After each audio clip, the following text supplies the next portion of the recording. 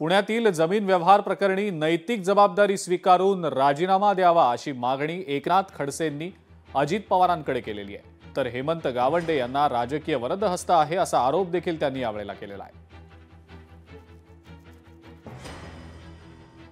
ही agriculture कॉलेजचे जे dean आहेत पुण्याचे, त्यांनी ही दाखल केली होती माझ्या सूचनेनुसार। मी कृषी मंत्री होतो आणि त्यामुळे माझ्या सूचनेनुसार त्यांनी ही दाखल केलेली होती।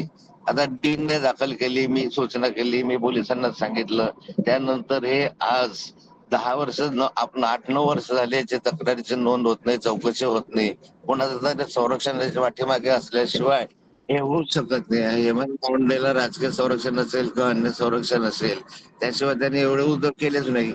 आता ही असं आहे की ज्याने ज्याच्या त्याच्या आपल्या नैतिकतेचा विषय आहे। मी स्वतः नैतिक जबाबदारी घेऊन राजीनामा दिलेला होता। मी स्वतः म्हटलं होतं की चौकशी पूर्ण होईपर्यंत मी राजीनामा देतो। तसंच अजितदादांनी चौकशी पूर्ण होईपर्यंत निदान महिन्यासाठी का होईना राजीनामा देण्याची गरज आहे। लोकशाही मराठी ऐका, पहा, जागरूक रहा।